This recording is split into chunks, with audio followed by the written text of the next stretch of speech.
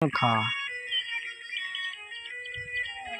एक गांव में संपत कप्ता नाम के दो चोर रहते थे जो दूसरे गांव में जाकर चोरियां करते थे, लेकिन अपने गांव में बहुत शरीफ बनकर रहते। एक दिन वो घने पेड़ के नीचे आराम कर रहे थे कि तभी पालमपुर गांव के हरिया और बंसी उस पेड़ के पास आकर एक दूसरे से बातें करने लगे। अरे बंसी भैया, सुना है कल मुखिया जी की बेटी की बारात शहर से आ रही है। क्या तुम्हारे पास दावत आई है क्या? हाँ हाँ हरिया भैया, मेरे घर तो आई है। तुम्हारे घर पर आई है क्या? अरे कल खुद मुखिया जी मेरे घर पर आए थे और मुझे पूरे परिवार सहित दावत कहकर गए हैं। सुना है मुखिया जी अपनी बेटी की शादी बहुत धूमधाम से कर रहे हैं। कल 21 तरह के पकवान बनेंगे खाने में। मैंने भी कुछ ऐसा ही सुना है। हरिया भैया, मेरे तो मुंह में अभी से सोच सोच कर पानी आ रहा है। अरे मैं तो आज शाम से खाना ही नहीं खाऊंगा। ज्यादा भूख लगेगी तो पूरे 21 पकवान ही पेट भरकर खा लूंगा। हाँ। अरे बंसी भैया, भावनाओं में बहकर कहीं ज्यादा मत खा लेना, वरना पेट खराब हो जाएगा। क्या फायदा पूरे 21 पकवान के स्वाद के चक्कर में तुम्हें 21 दिन भूखा रहना पड़े। बात तो तुम बिल्कुल सही कह रहे हो हरिया भैया। वैसे कुछ भी कहो, आसपास किसी भी गांव में आज तक ऐसी शादी का इंतजाम नहीं किया गया जैसा कल मुखिया जी अपनी बेटी की शादी का कर रहे हैं। अरे भाई, लड़का कलेक्टर है। मुखिया जी ने इस शादी के लिए अपनी पूरी 10 बीघा जमीन बेची है और वो सारा पैसा शादी में ही खर्च कर देंगे। चलो हरिया भैया, अभी से तैयारियों में जुट जाते हैं। बंसी भैया, मुखिया जी के साफ साफ आदेश है कि समारोह में अच्छे और ढंग के कपड़े पहनकर आने, नहीं तो उनकी नाक कट जाएगी। इसीलिए कल हम दोनों को अच्छे कपड़े पहनने हैं। सही कहा तुमने। मैंने तो पहले से ही शहर से अपने लिए एक कोट पैंट सिलवा लिया था। चलो अब चलते हैं। इतना कहकर वह दोनों वहां से चले गए। उनकी बात सुनकर संपत और कप्ता, जो कि पेड़ के पीछे उन दोनों की बातें चुपके चुपके से सुन रहे थे, उनकी आंखों में चमक आ गई। सुना कप्ता, पालमपुर गांव के मुखिया की बेटी की शादी कलेक्टर से हो रही है। इस गांव का नाम सुना सुना सा लगता है। अरे बेवकूफ, ये वही गांव है जहां पर कुछ महीनों पहले हमने जमींदार की बेटी के दहेज के आभूषण चुराए थे, जो शहर में बहुत महंगे बिके थे। याद आ गया। और तुमने उन पैसों में बेईमानी कर ली थी और मुझे मेरे हिस्से से कम पैसे दिए थे। याद आ गया। अबे मेहनत भी तो मैंने सबसे ज्यादा की थी। तूने क्या किया था? हैं? सिर्फ बारात में खड़े होकर अंग्रेजी में लोगों से बस हाय हेलो कर रहा था तू तो। तुम तो कुछ कर ही नहीं रहे थे, हैं? गांव की लड़कियों से नैन मटक्का कौन कर रहा था भाई? अगर मैं चेतावनी नहीं देता तो तुम उसी वक्त रंगे हाथों पकड़े जाते, और साथ में मैं भी। हाँ। अबे वो सब छोड़, कल उसी गांव की मुखिया की शादी है। सही कहा तूने संपत। इसका मतलब मुखिया ने खूब दान दहेज का प्रबंध भी किया होगा। अरे जब 21 तरह के पकवान खाने में बनवा रहा है तो बेटी के लिए सोने के आभूषण कितने महंगे महंगे बनवाए होंगे, हैं? हमें किसी भी कीमत पर उन आभूषणों को चुराना होगा, समझा? लेकिन कैसे? अगर हम दोनों पहचान में आ गए तो? तूने सुना नहीं? वो दोनों बेवकूफ क्या बोल रहे थे कि शादी में अच्छे से अच्छे कपड़े पहनकर आना है। अबे हम दोनों के पास अच्छे कपड़ों की कोई कमी है क्या बे? बढ़िया सा ब्रांडेड कोट पहनकर चलेंगे, कोई शक नहीं कर पाएगा, समझा क्या? और मौका देखकर मुखिया की बेटी के आभूषण वहां से लेकर चंपत हो जाएंगे। चलो गांव चलकर अभी से तैयारियां करना शुरू कर देते। लेकिन हमें बहुत होशियारी से काम लेना होगा संपत भैया, क्योंकि हम दोनों कुछ महीने पहले ही उस गांव में चोरी करके आए। अबे कुछ नहीं होगा। सबसे पहले तो अभी हम दोनों अपने गांव चलते हैं। पूरे 1 महीने से हम दोनों गांव में नहीं गए। सारे गांव वाले समझते हैं कि हम दोनों शहर में कोई बहुत बड़ा बिजनेस करते हैं। कपड़े तो पहन लें। ये बात तो मैं भूल ही गया। चिंता मत कर कप्ता, हम दोनों ने अब तक न जाने कितने गांव और शहर में चोरियां की हैं। आज तक हम दोनों पकड़ में नहीं आए। अरे पकड़ना तो बहुत दूर की बात है, आज तक हम दोनों की थाने में तस्वीर भी नहीं लगी। इतना बोलकर संपत जोर जोर से हंसने लगा। उन दोनों ने अपने बैग में से शहर के कपड़े निकालकर पहन लिए और अपनी मोटरसाइकिल स्टार्ट करके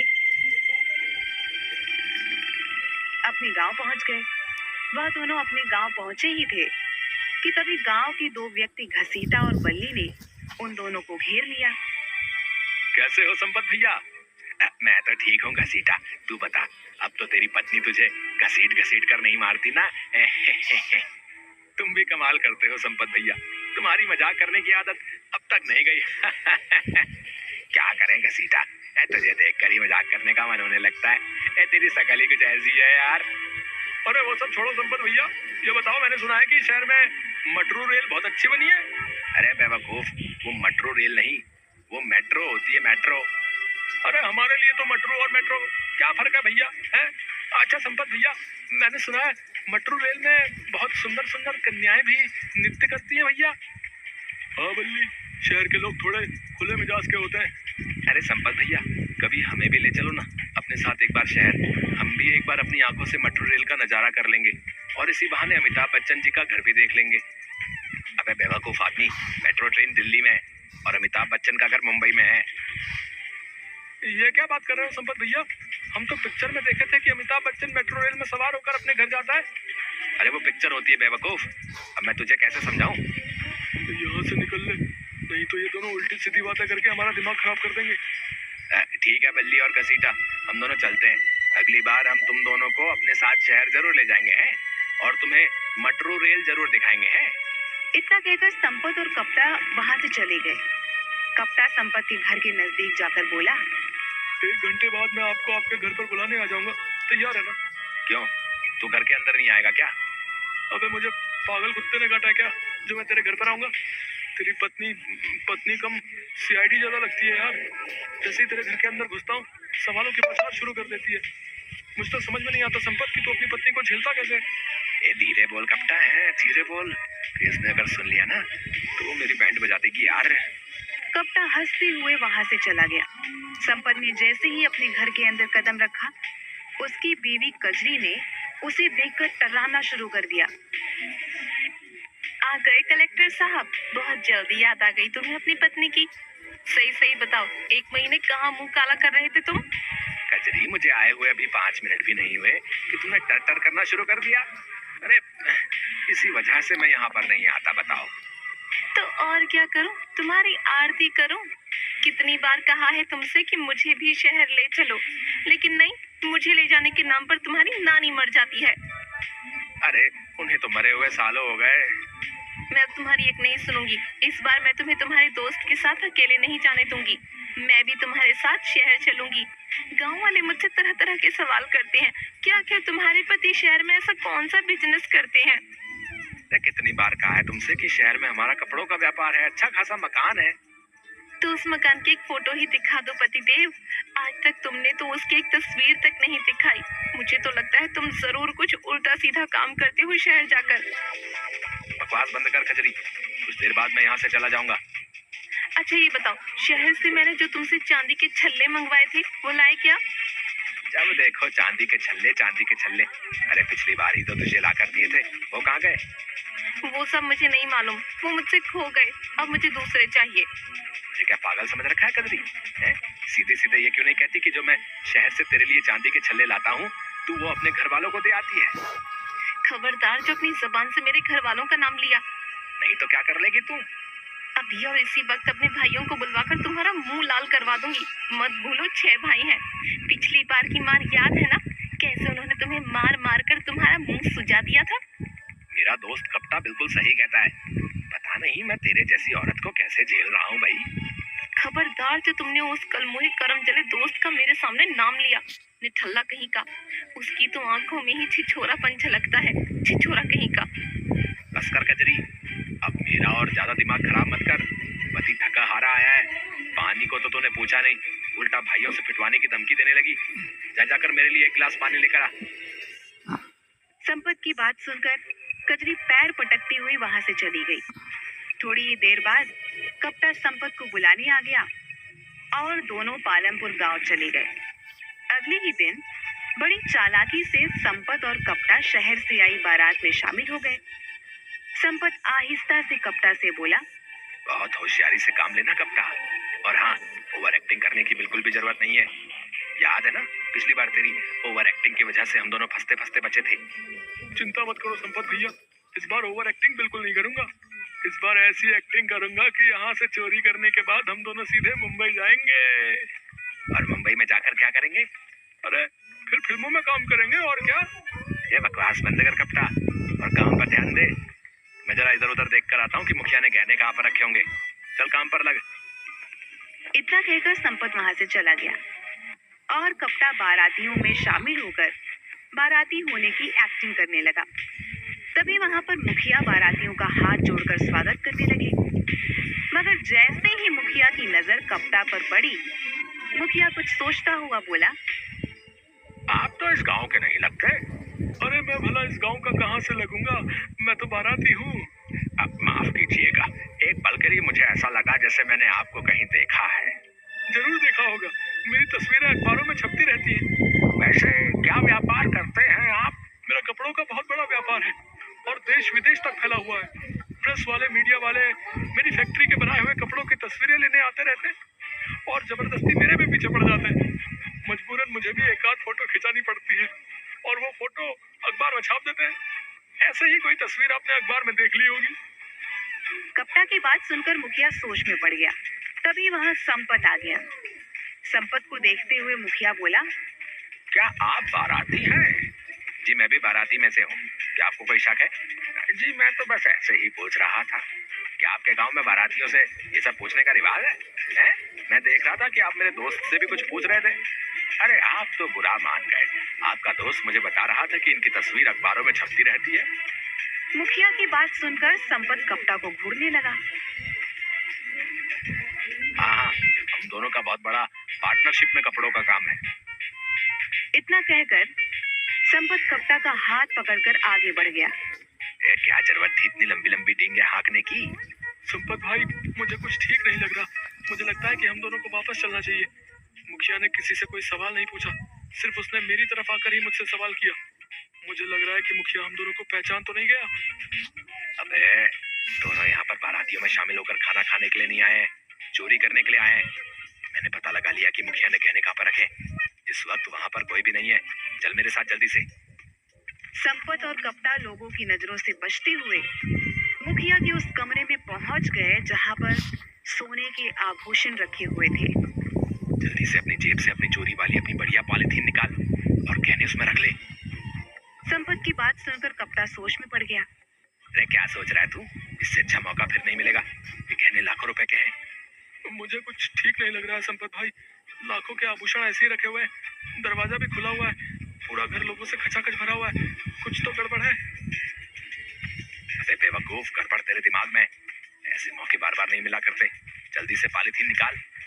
कप्ता ने अपनी जेब में से एक पॉलीथीन निकाल ली और देखते ही देखते मुखिया के सारे गहने उसमें भर लिए और नजर बचाकर सीधे मोटरसाइकिल पर बैठकर वह दोनों फरार हो गए। ये मोटरसाइकिल शहर की जगह अपने गांव की तरफ क्यों ले जा रहे हो? अबे रात का समय है, पहले हम लोग अपने गांव चलेंगे और सुबह ही शहर की तरफ निकल लेंगे। अभी अगर हम लोग शहर की तरफ जाएंगे तो हमें ढूंढने के लिए वो मुखिया पुलिस को जरूर शहर की ओर ही भेजेगा, समझा? कुछ ही देर में संपत अपने घर पहुंच गया। मैं आज तुम्हारे घर पर ही सोऊंगा। अबे तुझे तो अपनी भाभी से बड़ा डर लगता है। मैं सब जानता हूँ। जब तक मैं सुबह आऊंगा तब तक आधे गहने तुम पार कर लोगे। अब मैं भरोसा नहीं कर सकता। हाँ, हिस्सा आधा आधा होगा। अबे जब चोरी कर रहे थे तब तो बड़ा दयावान बन रहा था, हैं? और जब चोरी करने में कामयाब हो गए तो अचानक तुझे तेरा हिस्सा याद आ गया, है बे? तू कभी नहीं सुधरेगा। चल ठीक है, आजा चल। संपत की पत्नी कजरी जाग रही थी। संपत और कप्ता को देखते ही बोली, आ गए? तुम तो कह रहे थे कि तुम कुछ दिनों बाद आओगे और ये तुम्हारे हाथ में क्या है? कितनी बार कहा है कचरी, है कि ज्यादा सवाल मत किया कर। हम दोनों सुबह ही यहाँ से चले जाएंगे। संपत ने इतना कहा ही था कि तभी पूरे गांव में पुलिस के सायरन की आवाज गूंज उठी। पुलिस के सायरन की आवाज सुनकर संपत और कप्ता दोनों बुरी तरीके से घबरा गए।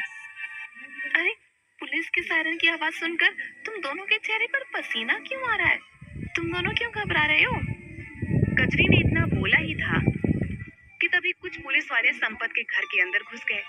उन पुलिस वालों के साथ लमपुर गांव का मुखिया भी था, जो संपत और कप्ता को गुस्से से देख रहा था। मुखिया ने इंस्पेक्टर की ओर देखकर कहा, गिरफ्तार कर लीजिए इन दोनों को। देखिए इनके हाथ में जो पॉलिथीन है उसी में गहने हैं। आपको ये बताने की जरूरत नहीं है मुखिया जी, हमें तो इन दोनों की लोकेशन आधे घंटे पहले ही मिल गई थी। इतना कहकर इंस्पेक्टर ने संपत के हाथ से पॉलिथीन छीन ली और हथकड़ियां लगा दी। ये सब क्या है? लगता है तुम्हें अपने पति के कारनामों के बारे में नहीं मालूम।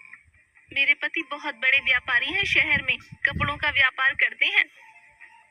ये कोई कपड़ों का व्यापार नहीं करता, बल्कि ये और इसका साथी दोनों मिलकर चोरी करते हैं। इतना कहकर मुखिया संपत और कप्ता की ओर देखकर बोला। तुम दोनों सोच रहे होगे कि आखिर मुझे कैसे पता लगा कि तुम दोनों यहाँ पर छुपे हो, हैं? चाहता तो मैं तुम्हें उसी वक्त पकड़वा सकता था जिस वक्त तुम मेरी बेटी के गहने चुरा रहे थे। अरे हम तो तुम्हारा कल से ही गांव में आने का इंतजार कर रहे थे, समझे बेटा? क्या मतलब? पिछली बार तुमने जो जमींदार के घर पर चोरी की थी ना, हम तब से ही तुम लोगों के ऊपर नजर रखे हुए थे। हाँ, हमें यकीन था कि तुम मेरी बेटी की शादी में जरूर आओगे, इसीलिए हमने गांव में आसपास सभी जगह ये खबर फैला दी थी कि मैं अपनी बेटी की शादी बहुत धूमधाम से कर रहा हूँ। मुझे पता था कि तुम मेरी बेटी के गहने जरूर चुराने आओगे, इसलिए मैंने पहले से ही इंस्पेक्टर की मदद से गहनों में जीपीएस ट्रांसमीटर लगवा दिया था। तुमने जैसे ही गहने चुराए हमें पता लग गया, लेकिन हम सब देखना चाहते थे कि आखिर तुम दोनों हो कौन और रहते कहाँ हो। हमें माफ कर दीजिए, हम आइंदा कभी चोरी नहीं करेंगे। वो तो तुम वैसे ही नहीं करोगे, क्योंकि जेल में तुम कोई चोरी कर ही नहीं पाओगे। इंस्पेक्टर ने संपत और कप्ता को गिरफ्तार करके जेल में भेज दिया। अगले दिन संपत और कप्ता की सारी हकीकत सारे गांव में पता चल गई कि वे दोनों शहर में बिजनेस नहीं बल्कि चोरियां किया करते थे।